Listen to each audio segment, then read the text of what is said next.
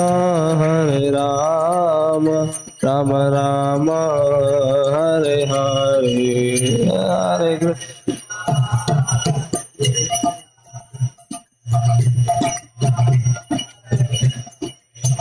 Hare Ram, Hare Ram,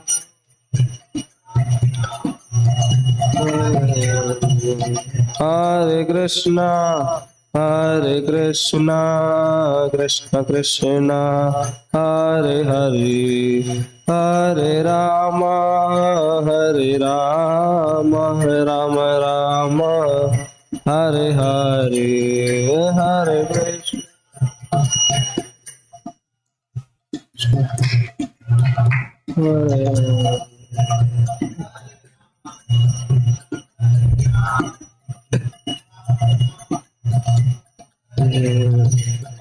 Jaya Radha Govinda, Radha Govinda, Radha Govinda, Radhe Jaya Govinda, Govinda, Jaya Jagannath, Jaya Jagannath, Jaya Baladeva, Jaya Subhadra, Jaya Jagannath.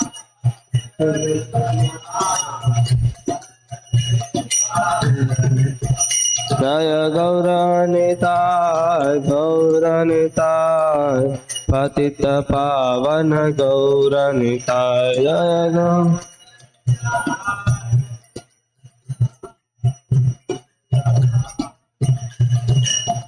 Jaya Jaya Prabhupada, Prabhupada, Prabhupada, Jaya Jaya Prabhupada.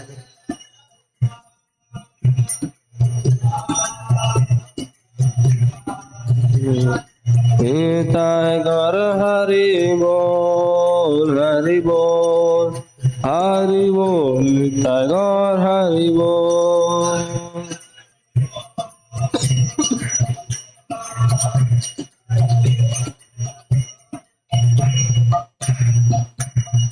गौर प्रेमानंद श्री राम संकीर्तन की, श्री कृष्ण महामंत्र की, जगत गुरु श्रील प्रभुपाद की।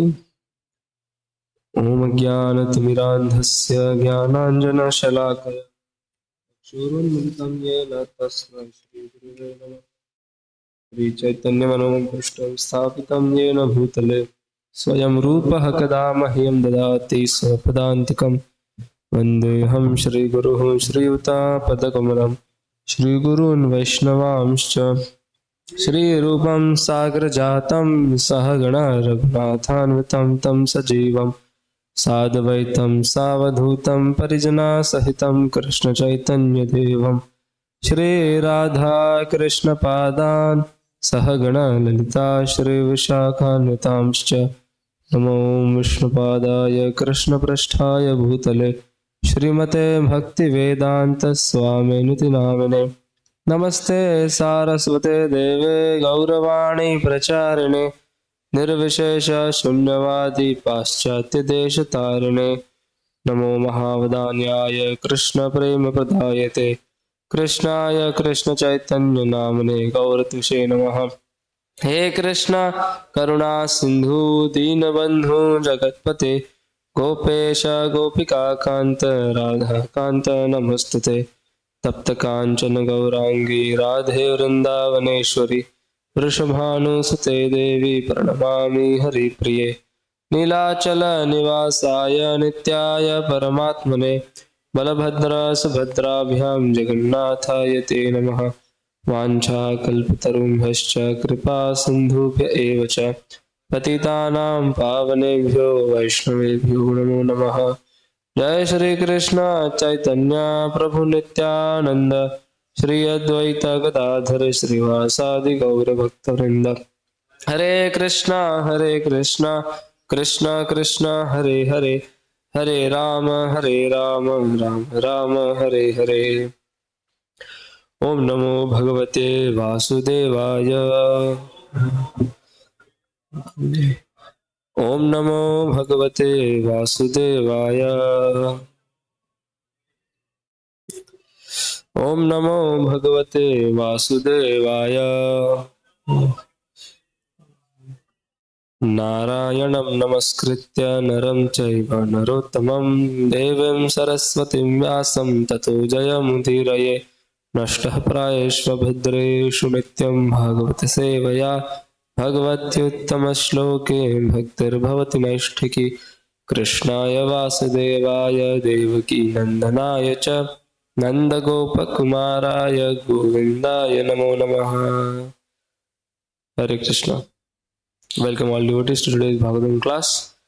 Today we will be discussing from first canto, chapter number 3, verse number 2. Yasyam vasi shayanasya yoga nidram vitanvataha nabhiradambujadasid Brahma विश्वासृजाम्पतिः। यस्यामसि शयानस्य योगनिद्रां वितन्वतः नाभिहृदाम्बुजादासीत् Brahma विश्वसृजाम्पतिः। यस्यामसि शयानस्य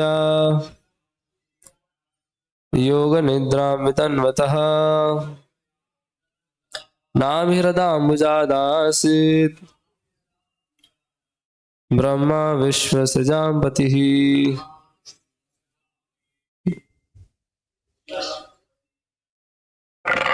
यस्यामसि शयानस्य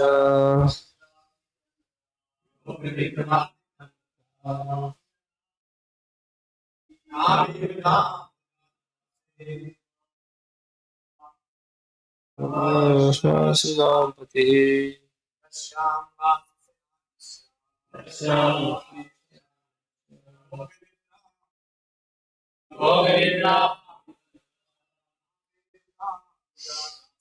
नाभिहृदाम्बुजादासीत् विश्वसृजाम्पतिः।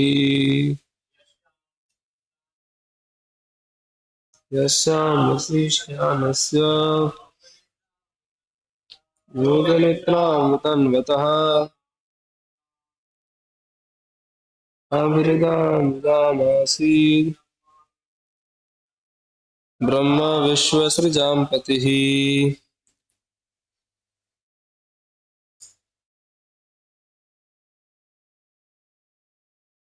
Yasya, whose, ambhasi, in the water, shayanasya, lying down, yoga nidram, sleeping in meditation, vitanvataha, ministering, nabhi, navel, rada, out of the lake, ambujat, from the lotus, asit, was manifested, Brahma, the grandfather of the living beings, Vishwa, the universe, Srijam, the engineers, Patihi, the master. Translation and purport by His Divine Grace, A.C. Bhaktivedanta Swami Prabhupada, Srila Prabhupada ki. Translation: a part of the Purusha lies down within the water of the universe. From the navel lake of his body sprouts a lotus stem, and from the lotus flower atop the stem, Brahma, the master of all engineers in the universe, becomes manifest. Purport: the first Purusha is the Karana Dakshai Vishnu. From his skin holes, innumerable universes have sprung up. In each and every universe, the Purusha enters as the Garbhodakshai Vishnu. He is lying within the half of the universe which is full with the water of his body. And from the navel of Garbhodakshai Vishnu has sprung the stem of the lotus flower, the birthplace of Brahma, who is the father of all living beings and the master of all the demigod engineers engaged in the perfect design and working of the universal order. Within the stem of the lotus, there are 14 divisions of planetary systems, and the earthly planets are situated in the middle. Upwards, there are other better planetary systems, and the topmost system is called Brahmalok or Satyalok. Downwards, from the earthly planetary system, there are 7 lower planetary systems inhabited by the Asuras and similar other materialistic living beings. From Garbhodakshai Vishnu, there is expansion of the Kshirodakshai Vishnu, who is the collective Paramatma of all living beings.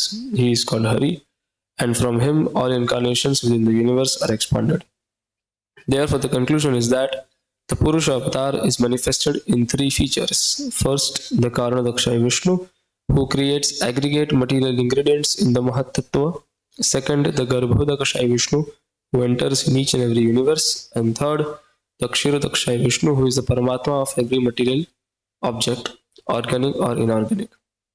One who knows these planetary features of the personality of Godhead knows Godhead properly, and thus the knower becomes freed from the material conditions of birth, death, old age, and disease, as it is confirmed in the Bhagavad Gita. What is the verse for this? One who knows the planetary features. Somewhat similar. Not the exact one. Janma Karma Jibhadi. Yeah, correct. In this shloka, the subject matter of Mahavishnu is summarized. The Mahavishnu lies down in some part of the spiritual sky by his own free will. Thus he lies on the ocean of Karana, from where he glances over his material nature, and the Mahatva is at once created.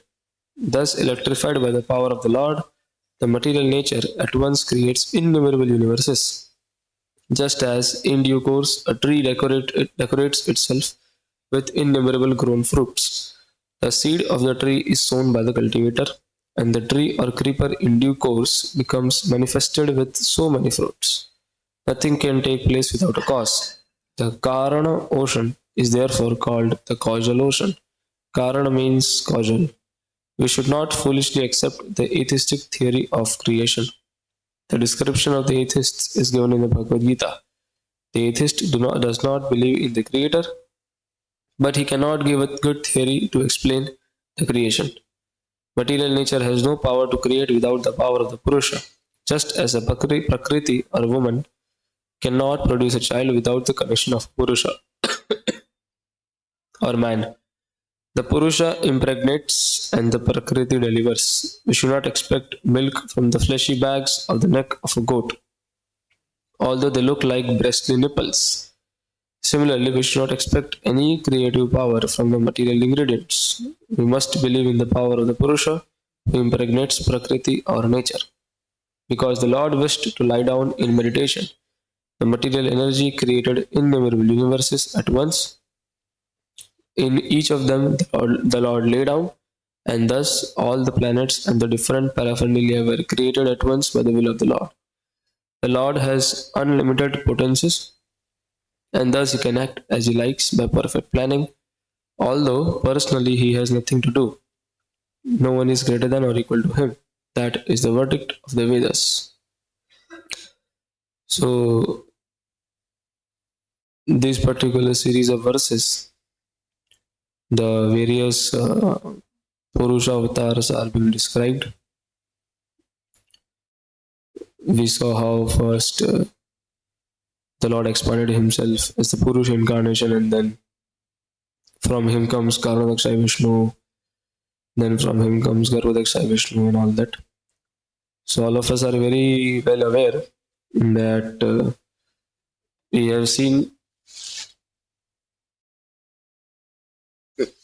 the Goloka chart during our voice days, where we see how from Krishna first Balram comes, and from Balramji there is the first quadruple expansion, Vasudev Sankarshan Pradyumna, and from Sankarshan comes the second quadruple expansion of the same, and then from that Sankarshan comes Mahavishnu, Karanadakshay Vishnu.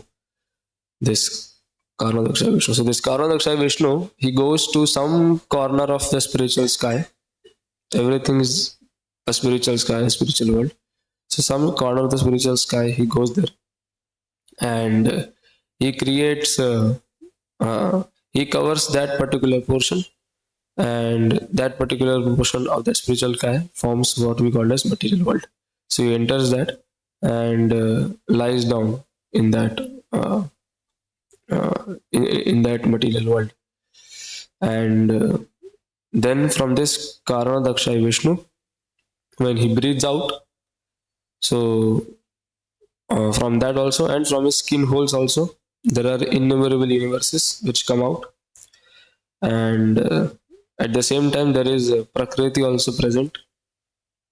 So or before that, Karanadakshay first expands himself as Garbhodakshay Vishnu. Garbhodakshay Vishnu.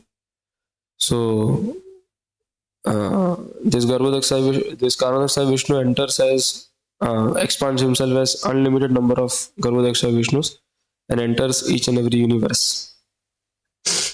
And after entering, he fills up every universe with 50. Maybe we can search that. Will be better to see. Somewhat we can see here, I guess. Which will be better? This.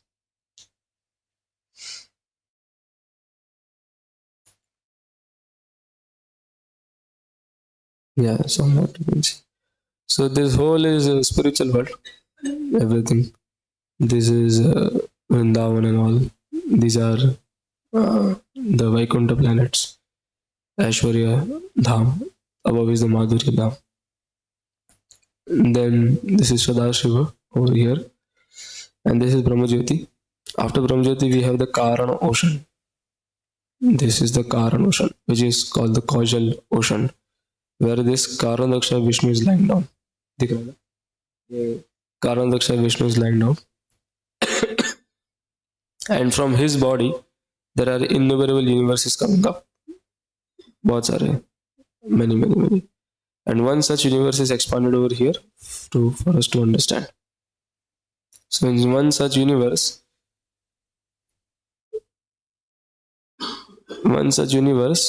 this Garbhodakshay Vishnu fills up 50% of the universe with water actually. So यहाँ पे थोड़ा 50% से कम लग रहा है, but 50% में भर देते हैं. And then he lies down, this Garbhodakshay Vishnu. And from his navel, यहाँ पे आपको बहुत पतला सा ग्रीन कलर का दिख रहा होगा. From his navel, a stem emanates, जिसके ऊपर there is a lotus on which Lord Brahma comes. And all the 14 planetary systems which are described in the purport, mainly categorized into 3, upper, lower and middle. So they are within this stem itself. So all the upper planets, Satyalok, Maharlok, Tapalok, Janalok, these are heavenly planets. Then there are earthly planets, so beach mein hai. And then there are various Patal, Atal, Sutal, Vital, Talatal, all that. The hellish planets, जो भी काफी नीचे portion में stem के. So this actually is the Virat Roop. This itself is the Virat Roop of the Lord. Within the stem. So upper planetary systems are compared to the heads and the upper body of the Virat Roop. Middle planets are compared to the waist and all. And the lower planets are compared to the legs of the Virat Roop. So this itself is a Virat Roop, and because it is made up of matter, so it's a material form. This Virat Roop is a material form. It's not permanent, it's temporary. It again and again comes and goes. As soon as Mahavishnu inhales, so everything goes back. So जैसे ही Mahavishnu inhale करेंगे, ये वाले महाविष्णु, तो सारे भी जितने भी universe है सारे अंदर चल जाएंगे. Then, so that is what is being described in this purport. So we'll focus on one particular theme today, which is a very elementary theme in one sense, but very helpful for us in our own practice as well uh, as in preaching. This particular line which Prabhupada mentions, that we should not foolishly accept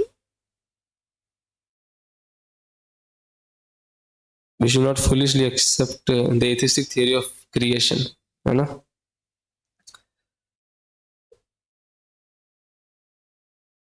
So in preaching, I was thinking, like I've since long, I have this desire that somehow when we go to the college first years, if we somehow by some SQ test or some kind of test, or by some kind of interview, some kind of question answer, if we understand what is their actual nature or pattern of understanding things, how much is their intellectual capacity, how much and some maybe from childhood itself he may have some implicit faith on God.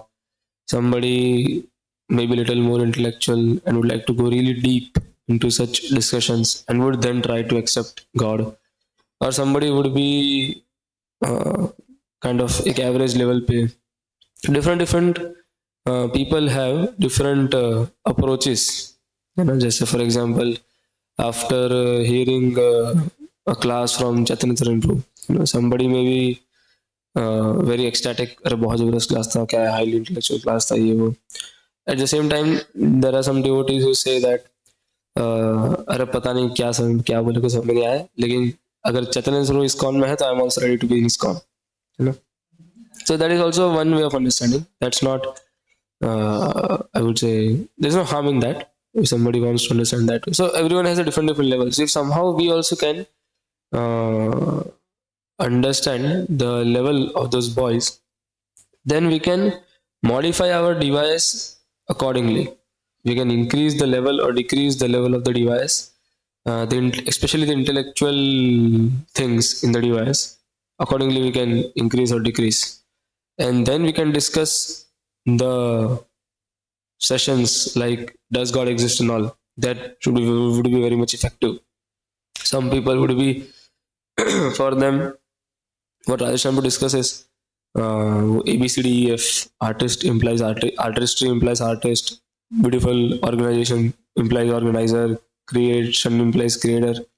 किसी के लिए हो सकता है कि ये enough हो समझने के लिए to accept that God exists, and that is fair enough. But some may want to go a little more deep and then accept that yes, there is really a God existing.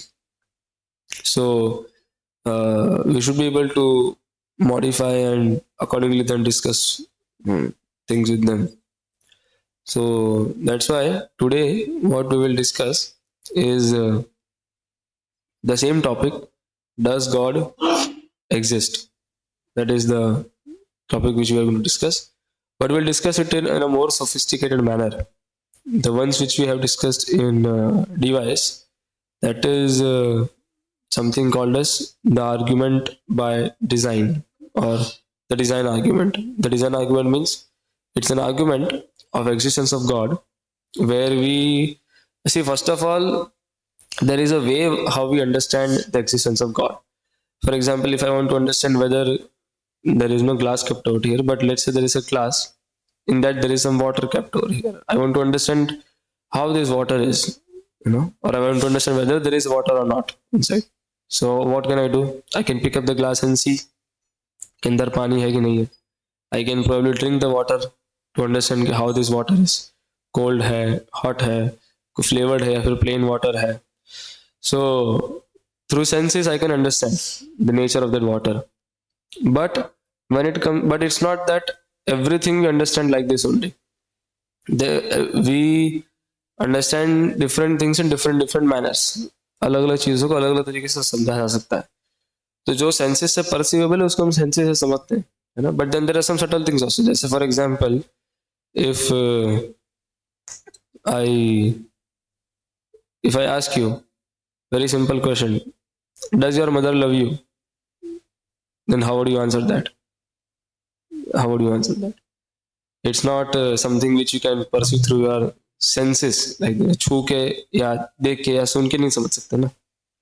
But it's like आपने देखा है, you have spent time with her since childhood, how she has done so many sacrifices when you were a child, how she has how she helped you in this way, guided you in that way, she provided you for all your basic facilities and all.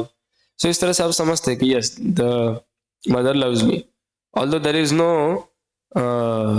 direct sensory proof or to understand that how mother loves me, but then there are many convergent lines you can see, है ना, various जिससे आप एक inference निकाल सकते हैं कि हाँ भाई सारी चीजें एक ही तरफ पॉइंट कर रही है, एंड उससे आपने एक इन्फरेंस निकाला that yes mother loves, you know, as in there is no brain scan और blood test for it whether the mother loves us or not.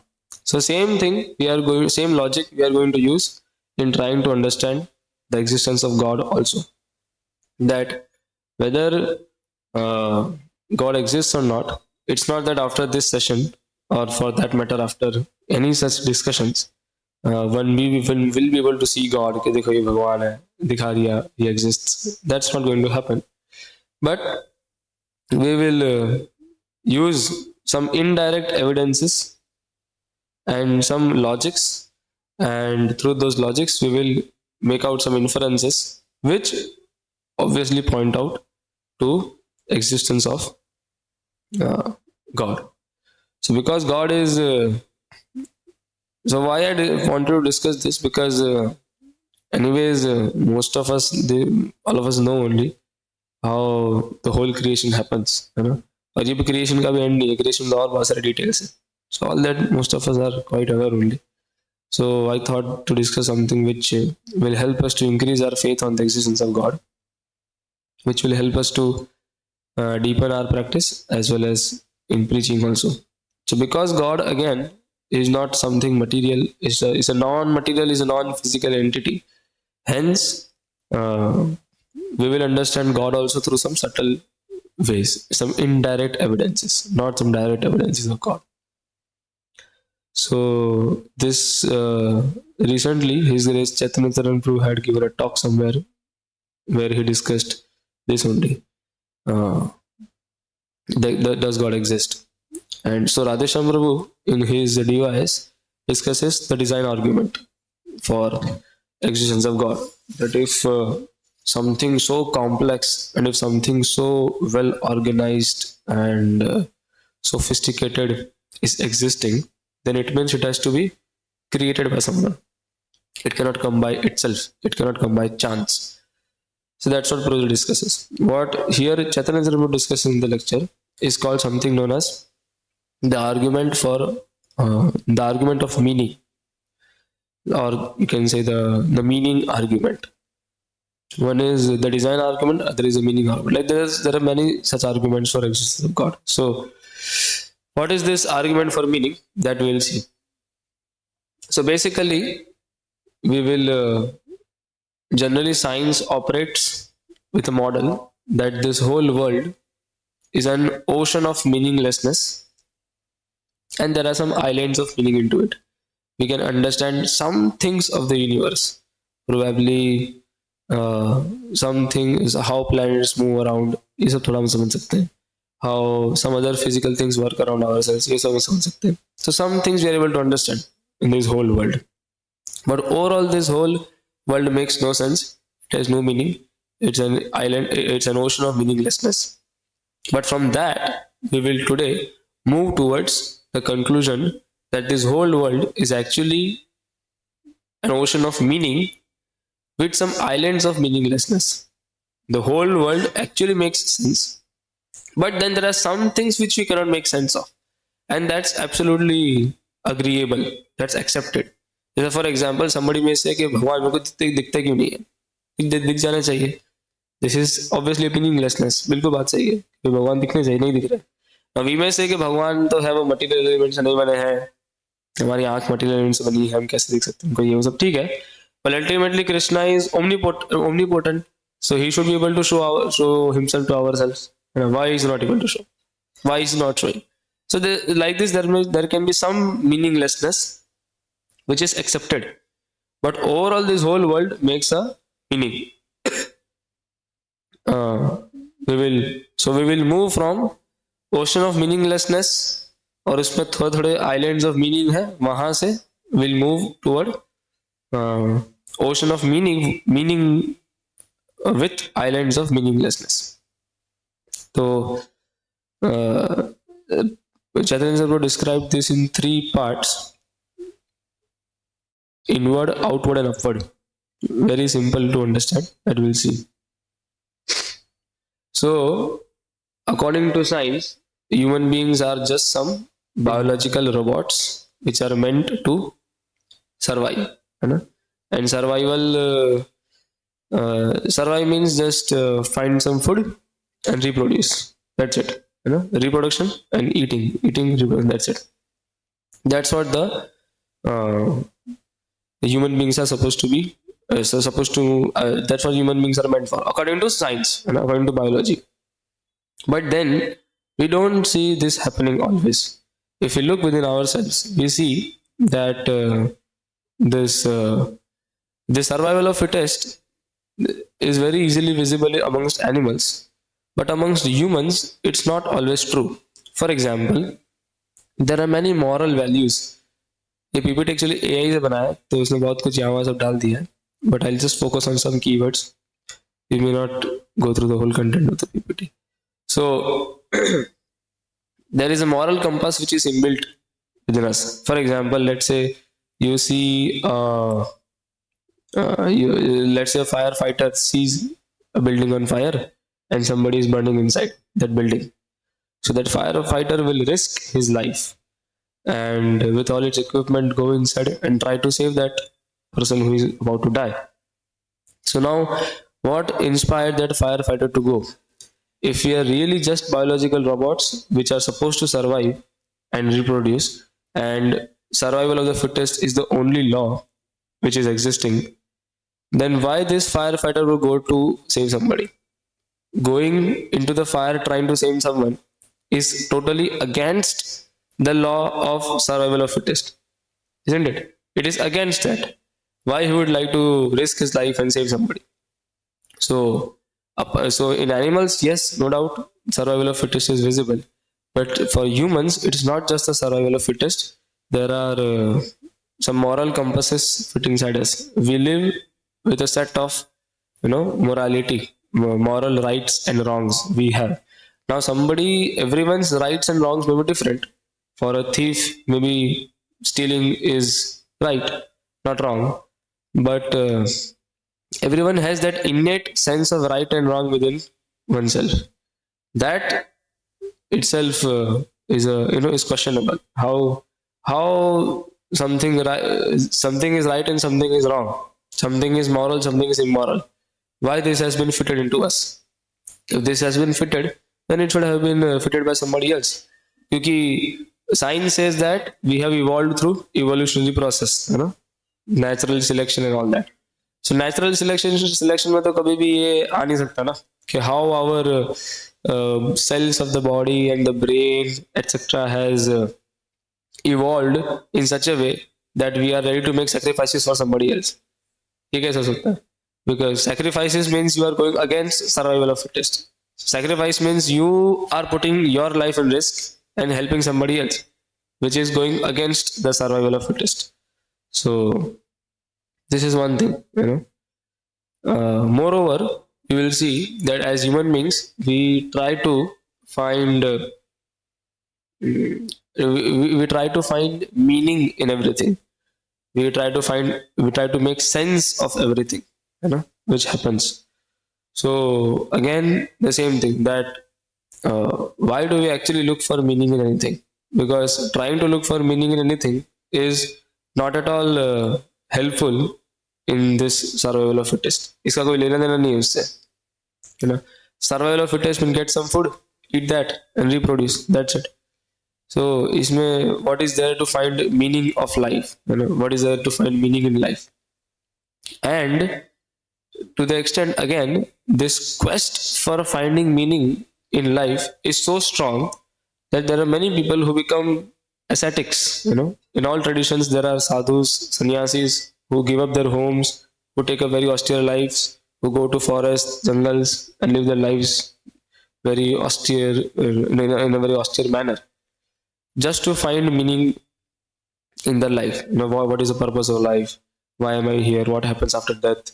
Just to find out answer to these questions, one is ready to take such strong steps. While again, living such an austere life goes against the survival of fittest. You know? This also goes against survival of fittest. So first we see morality. Morality goes against survival of fittest law. Then second was this trying to find a meaning in life. That also is within us, but that also goes against the survival of fittest. Then thirdly, we will see again continuing the same thing of meaning. There are some people who find a great sense of meaning in music, artistry, and all that stuff. So some find a great meaning in trying to search for meaning in the world. Scientists and all, they try to make sense of the whole universe. So even those scientists and artists and all those people, they also many times give up their eating, sleeping. They also compromise a lot with their basic survival instincts just to find out that meaning which they are looking for. You know, there are people who find meaning in giving up life, dedicating their life for nation. So they are ready to go to the borders. They are ready to leave their families. They are ready to die themselves. इसमें तो literally they are dying. You know, चलो agreed कि भाई artists and all, they are at least not dying. These even the ascetics, the sadhus, the sannyasis, they are also as in not directly dying, but these martyrs जो शहीद हो जाते हैं किसी भी वॉर में, वो तो लिटरली मर जाते हैं. They literally die. So again, this sense of seeking meaning, trying to find meaning in everything, is so deep within us that we are ready to go against the our own survival just to find that meaning in life. So where is that sense of meaning coming from? है ना? आप लोग समझ पा रहे हो जो बताने का प्रयास करो? Or else we can shift to something totally different also. मेरे पास दो तीन तरीके डिस्कस करने को, because I'm not able to use the perfect words that Chaitanya Prabhu does. So things may become little confusing. So point is, in ourselves there is a seeking for meaning, there is a longing to find meaning, and that seeking, that longing is so strong that we are ready to go against the law of survival of fittest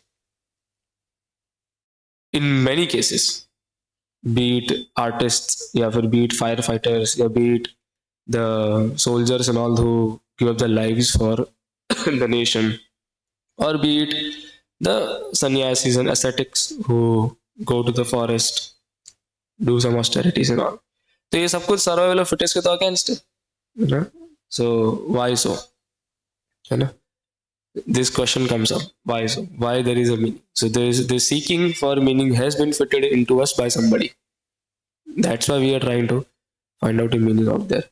We are not just biological products, biological robots who are meant to survive and reproduce. We're just meant to eat and then reproduce.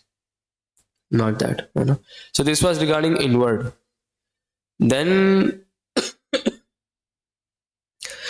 we'll come to the outward clue. The outward clue. You know? So there is a sense of, there is a seeking for meaning inside. That is very good. Now if we look outward, you will see that this world works according to some natural laws. You know?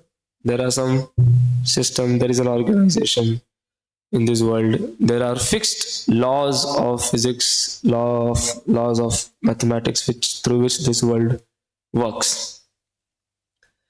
And surprisingly, with a great coincidence, our brain is able to come up with something called as mathematics. In layman terms, mathematics is like counting of numbers. That's it. But right from counting of numbers up to such complicated topics of maths like calculus and imaginary numbers and dealing with infinity and all that stuff.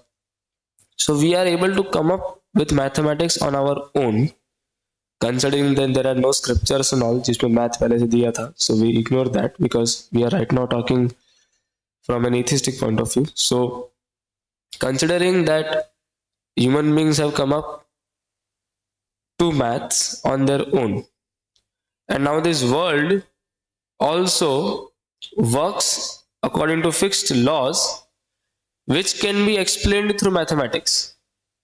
Now this itself is such a big coincidence. How this is something like, so Prabhu is giving an example, analogy. Then let's say you get shipwrecked, your ship gets broken in some ocean. Somehow you come up to the island. It's an unknown island. Nobody is there all around. It's an empty island, and no one has been before there.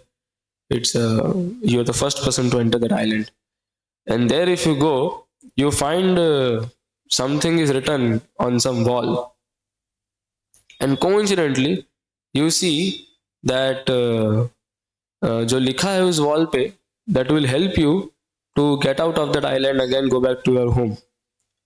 And whatever is written is actually in the same language that you also understand. It could have been any other language, but it is the same language you also can understand. So what kind of what a big coincidence is this? So similarly, this world also works according to some natural laws, some specific laws of physics and all, which science has already explored to a great extent. But इतना बड़ा coincidence that there are laws with which the whole world works, and the laws can be explained in a language which we ourselves have come up with. So how do you explain that coincidence? And not only this, you will see that we discussed just now before that inward we have that seeking for meaning, trying to find meaning in everything. That we have that feeling, we have that nature of trying to find meaning in everything. And outside also we see that we can observe that yes, there is meaning in everything we see around, and we can express that in terms of mathematics. So this again is a big coincidence. How do you explain this coincidence? If world is really just by chance, if world is really a matter of chance only, then how do you explain that the world works according to laws, and that too the laws which can be explained in a language which we ourselves have come up with? So this is the outward proof. And the example which Prabhuji gave was of an apple falling. So when apple fell on Newton, if the apple falls on a monkey, he will just pick up the apple and eat it. That's it. It's a matter of survival for the monkey. But when apple fell on Newton, or when Newton saw apple falling, he asked why. Why did the apple fall down? Newton was trying to search for a meaning in this. He did not just pick it up and eat it. So that's what is a difference between human beings and animals. So for animals, again, same thing. Yes, things work only on survival of fittest thing, but human beings, they will try to find meaning in everything. So so meaning seeking mind has met a meaningful world. This is the coincidence, which is very difficult to explain. That we also seek meaning, and we have found a world which has meaning. Mhm. And that's why Albert Einstein also said that the most incomprehensible thing about the world, that is comprehensible. है ना? जो सबसे ज्यादा न समझ में आने वाली बात है इस यूनिवर्स के बारे में, वो ये है कि इसको समझा जा सकता है ना? How at all this universe has been made, that we can understand it, and we really understand so many things about the universe. Although it's a very fraction of percentage, but yes, we understand so many things. So yeah, and hence we come up to the third part of our discussion. The first part was we discussed that yes, inward we discussed that inside there is a seeking for meaning. Second part we discussed outward, that there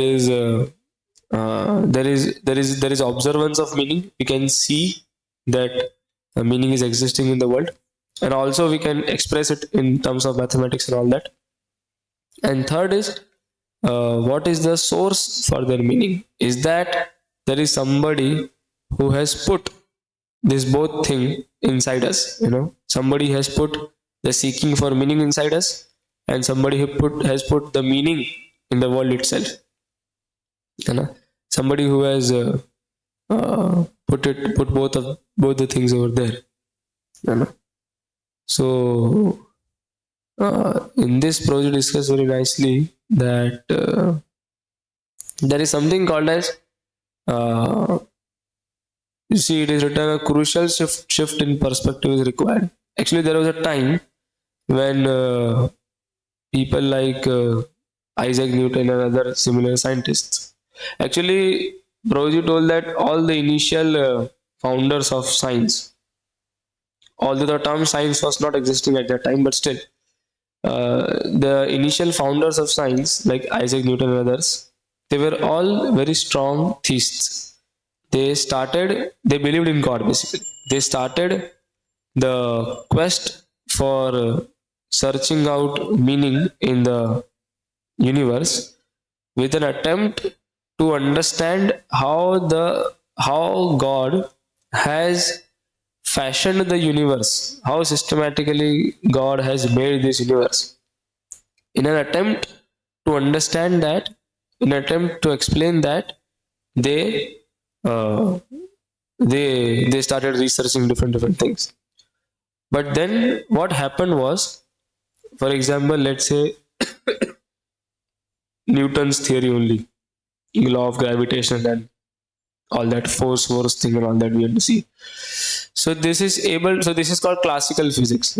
This is able to explain very nicely and very perfectly how things around us in general work, and to some macro level also how various planets work, why planets revolve around one another.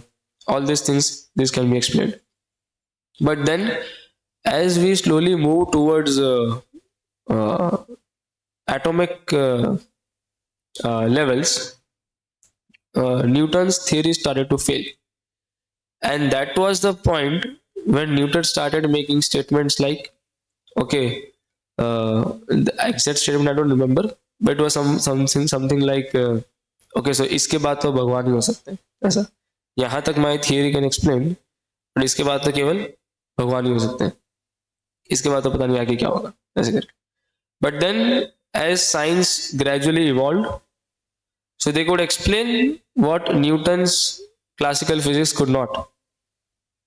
And that's when there was birth of two things. One was quantum physics and another was special relativity.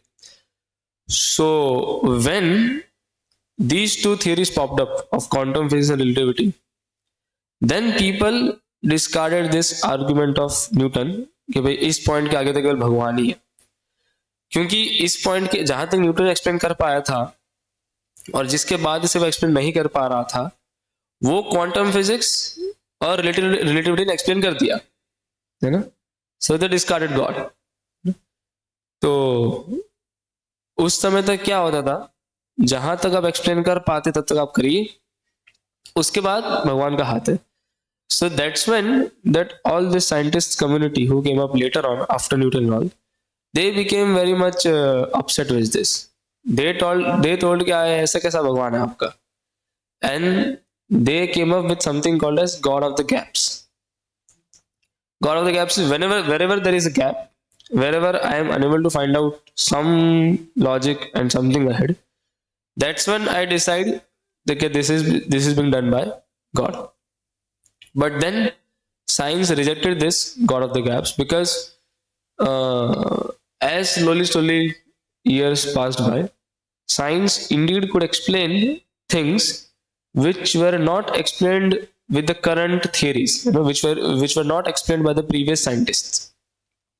So now science extrapolates it to the extent that everything can be explained by science, and hence there is no need of God. Today there are, a few decades ago, there were some things which were not explained by science, but today those things can be explained by science, जैसे quantum physics or all that. Similarly, after a few decades from now, today there may be many things which cannot be explained by science, but after a few decades or a few centuries from now, science will develop to such an extent that it will be explained by science. तो इस और ये extrapolate होता जाएगा हमेशा के लिए, and that's why there will never be a point जहाँ पे साइंस कुछ भी एक्सप्लेन ना कर पाए. So that's why they termed God as God of the gaps. कि आपका भगवान जो है वो केवल जो अनएक्सप्लेनेबल चीजें है या फिर अनएक्सप्लेन्ड चीजें हैं, केवल उसमें आता है, फिट होता है, और वो भी तब तक जब तक उस चीज का एक्सप्लेनेशन साइंस को ना मिल जाए. जैसे ही उस चीज का एक्सप्लेनेशन साइंस को मिलेगा तो आपका भगवान वहां से हट जाएगा. तो आपका भगवान कैसा, एक तरह से यूजलेस भगवान है, कुछ देर के लिए बस, जब तक वो बस साइंस के इग्नोरेंस पे जी रहा है. जिस दिन साइंस का इग्नोरेंस हट गया उस पर्टिकुलर टॉपिक से, आपका भगवान मर जाएगा. So that's what they came up with. There, for example, there was a time when people did not understand how planets they float around in the universe. So people go like, God is there, God is floating the planets up there. But then Newton came up and with various classical physics and law of gravitational law and all. So people understood that planets float because of law of gravity. So then they understood that there is no God floating the planets. Actually, it is the gravity which is floating the planets. So that's how God of gaps float. ना जब तक science उसके बारे में कुछ नहीं बता पा रहा तब तक भगवान है. जैसे उसने बता दिया तो भगवान चला गया. तो ये कैसा भगवान है आपका? इस तरह का एक्यूजेशन था ऑफ द साइंटिफिक वर्ल्ड, और आज भी है. तो इसको लेके Chaitanya Prabhu explain very nicely that God is not the explainable. God is not the explanation for the unexplainable. God is not the explanation for the unexplainable, but He is the explanation for explainability itself. Means, indeed, you can explain something. There is a logic behind something. Things are working in an organized manner. This itself proves the existence of God. That's what this is the frame in which we are talking about. So Prabhuji explained this very nicely using a billiards example. So for example, there is a billiards game going on, pool, जिसको बोलते हैं 8-ball pool or something, snookers, various names are there. So billiards table is there, and now if we see that if we just see according to this frame of reference, maybe this much, only this much we are able to see. This is our frame of reference in which we are seeing this billiards game, this billiards match. So now why this ball number 8 go into the hole? We may say okay, ठीक है, because this white ball came and it hit this ball number 8, so it went into the hole. This is one level of explanation. But if you expand your frame a bit more, you will be able to see that it's not that the ball came on its own, but actually there was a stick which hit the ball, and that's why which hit this white ball, which in turn hit this black one, and hence it went into the hole. And again, if you expand the frame of reference even more, you will see that there is a hand behind the stick Q, which is which is operating the stick, and hence the stick could hit the white ball, and hence it would hit the black one, and hence it went inside the hole. So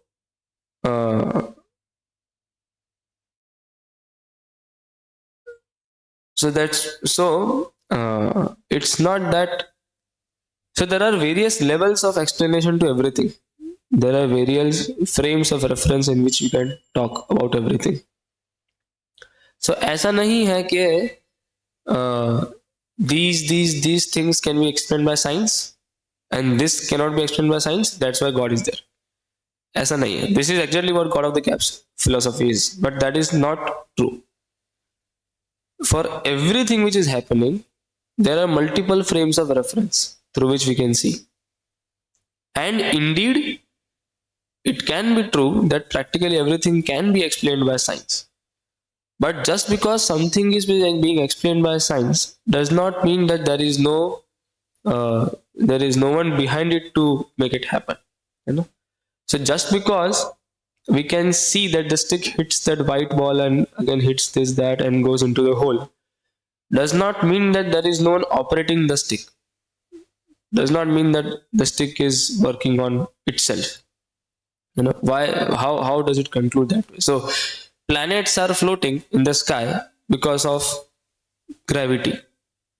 But how does that imply that God does not exist? You know, for that matter, even if Krishna comes in front of you tomorrow holding his Sudarshan Chakra, so this Sudarshan Chakra will also have some velocity with it, with which it is revolving, some weight, some mass, something it will have.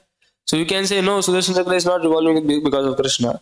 Sudarshan is revolving because it has so and so velocity, it has so and so energy, so and so momentum. So these two are different, two different frames of explanation.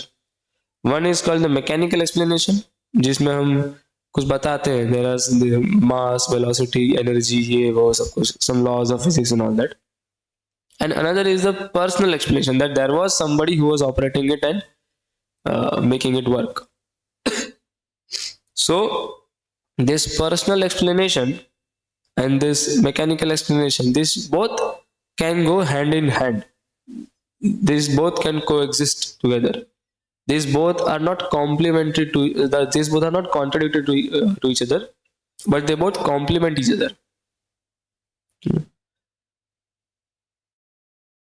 So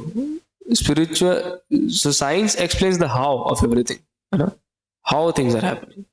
But why things are happening, that spirituality can explain. You know, why it's happening? Because there is a person who is doing it behind. You know? So Prabhuji gave an example of a pendulum. Let's say the pendulum is on one side. So one side it's religion, you know, religion, and it's irrational religion, because religion means, in this context, religion means it completely denies the existence of science. It completely denies all the explanations by science.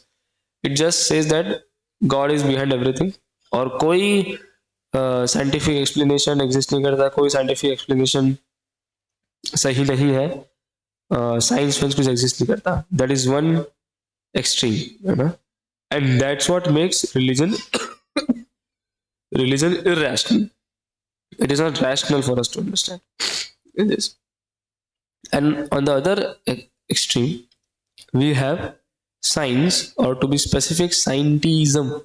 Scientism means it's a combination of science plus imperialism, that only science is the explanation and everything can be explained by science.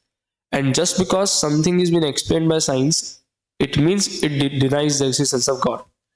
And it just explains everything on a physical level, in a mechanical or material level. This is scientism. So when so then there has to be a balanced view for both. I'll just show you something. Then Prabhuji quoted, science is the study of matter and spirituality is the study of what matters. So I just this is the whole summary which Prabhuji explained. So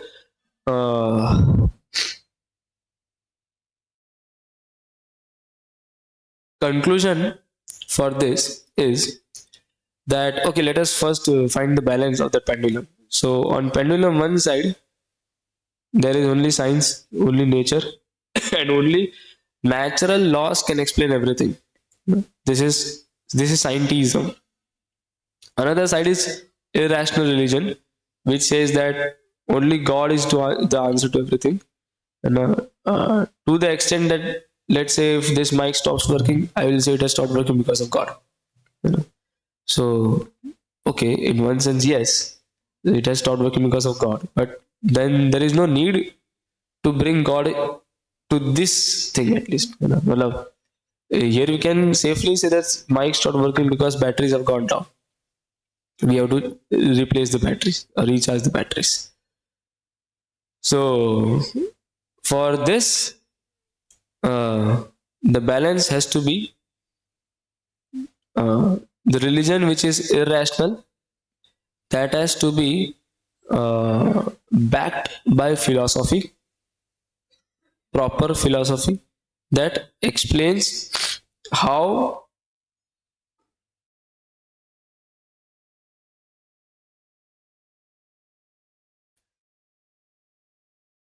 that actually explains कैसे समझा इसको. Okay, let us work on the right side first. Left को अच्छे से clear कर देगा. So science which says that only natural laws explain everything and there is no religion and no need of knowing God and all that stuff. Then Prabhu made a beautiful argument.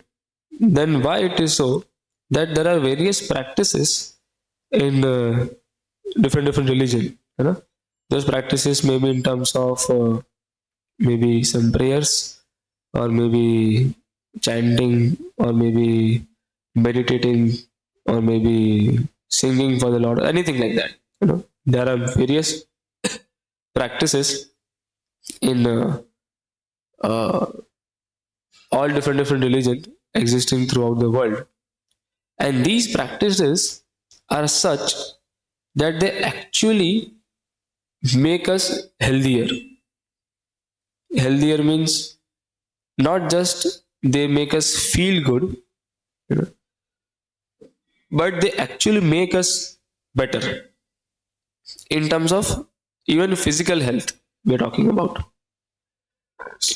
So if this religion and hence its philosophy and its practice both, if they were just an illusion, if God was just an illusion, then why such various practices, they act on us to such a great extent that they actually make us physically also better. And that is what is the most discussed topic nowadays in science, in relation to spirituality. That is called as something that is something called as neuroscience. Neuroscience means how is it that this spirituality and the various practices of spirituality, they are working to such a they are impacting the brains and the bodies of human beings to such a great extent that they are actually improving our lives. They are actually making us healthier, physically and mentally both. So, if God was really just an illusion, then why such uh, religion, and why such practices of religion like chanting and meditating and all that stuff make us really healthy? You know? This was one thing.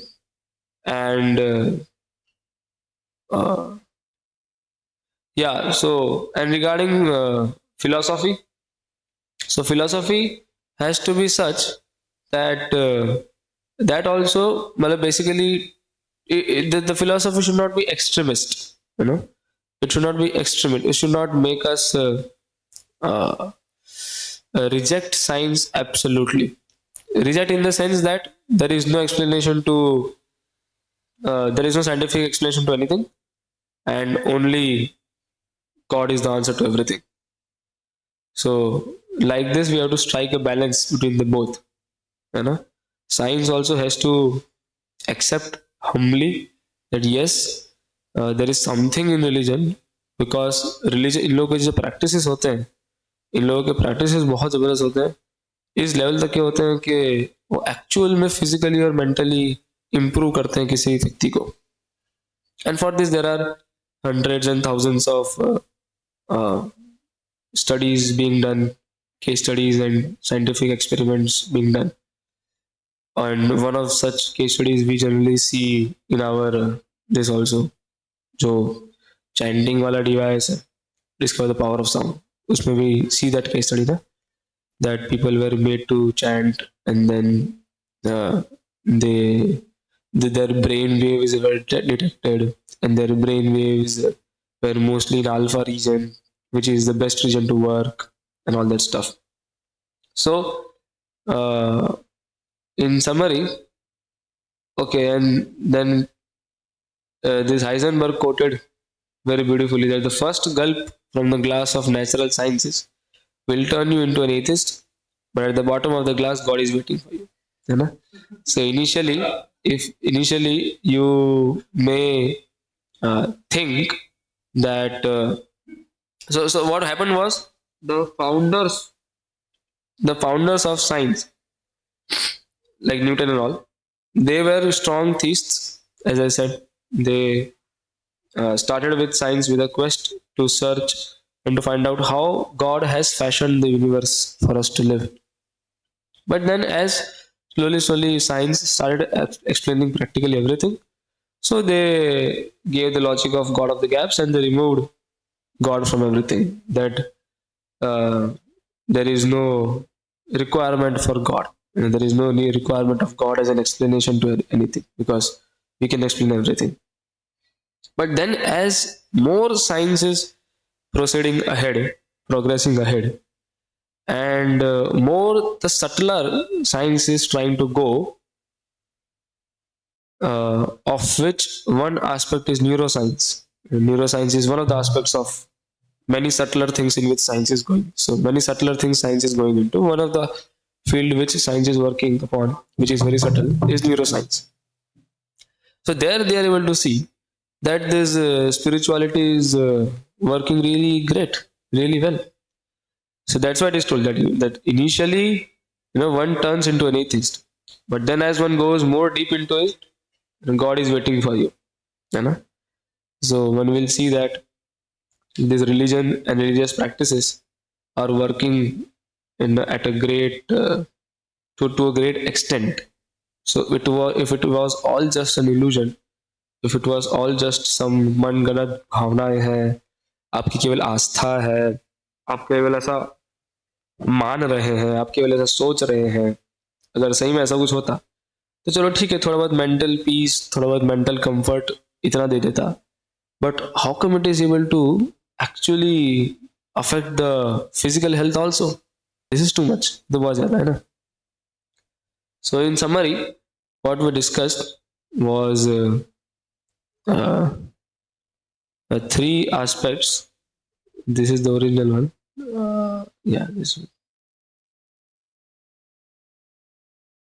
Three aspects in which we tried to answer this question, that whether this world is just full of meaninglessness or there is a meaning to the world. So we saw inward, outward, and upward.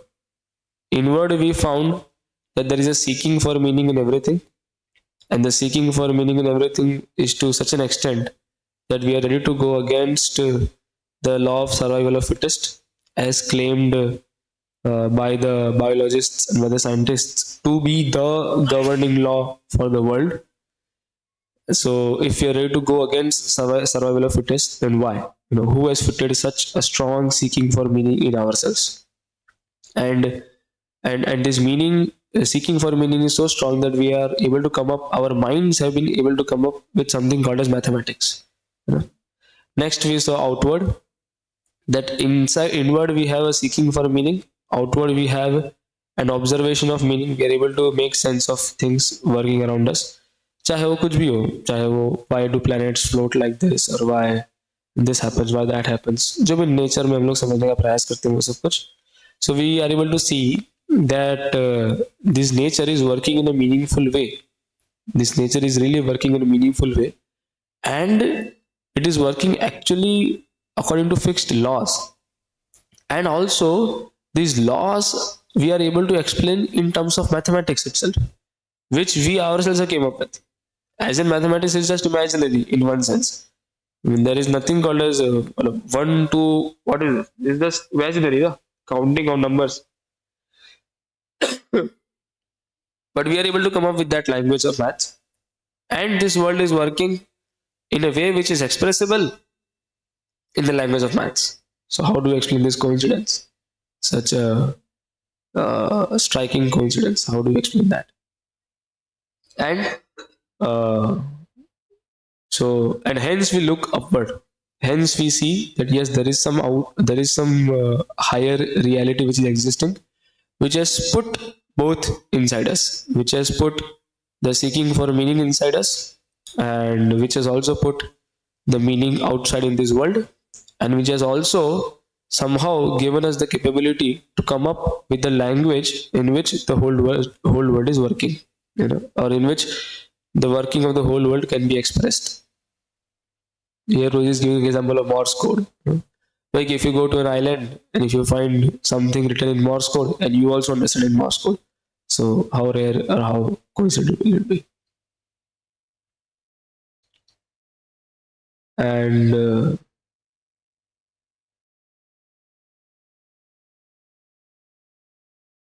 and then there is a conflict between the two.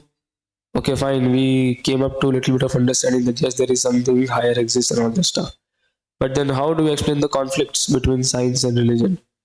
So for that, Prabhuji explained that there are various frames of reference in which we see. It's not that for some event to happen, there is only one explanation. There can be multiple explanations for that. And we took example of billiard balls. That why that black ball went to the hole.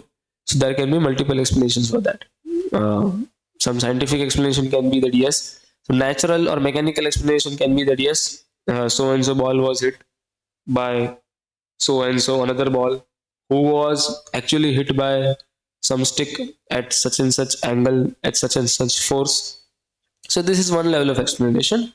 And then obviously there is a higher level of explanation, which is that yes, there was some person who hit it. If that player after the interview, after he wins the match, if he is asked that how could you put the ball inside that hole, which was very difficult to put, so he's not going to explain that I calculated the distance of the ball and the force and the angle and the speed with which the ball will go and the friction of the billiard board or something. He's not going to explain that. He's going to say that I practiced nicely. I practiced for years together and that's why I could put. So there are multiple frames of references. This is one. So some event has happened. This square thing is an event. So to explain that event, there is one frame of reference. Now, if that frame of reference is not enough for us, we can go up to a different frame of reference also. And there can be multiple frames of reference in that for that uh, for that sake. Uh, So science explains things at one frame of reference, and spirituality explains it at a higher, more complete frame of reference. And hence Prabhuji rejects both. Religion only is explanation for everything, or science only is explanation for everything. He says no. Uh, both uh, there has to be a balance between the both.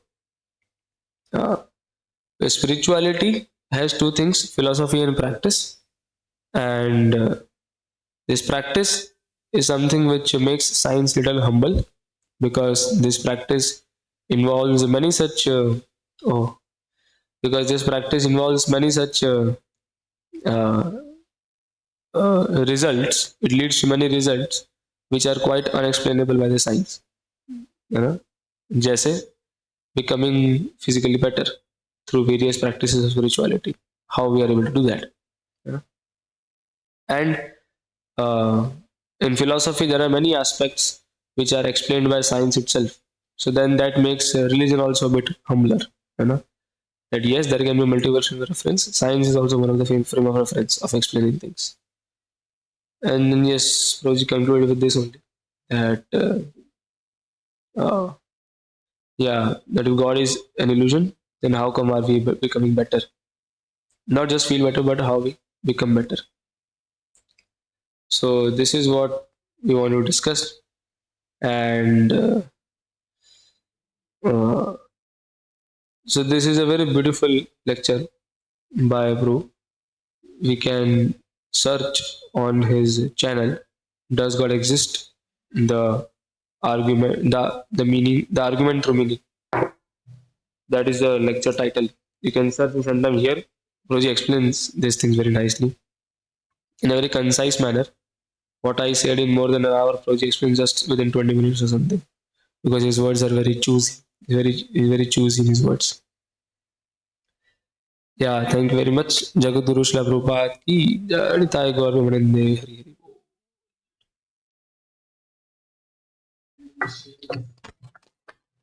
Link. Yeah.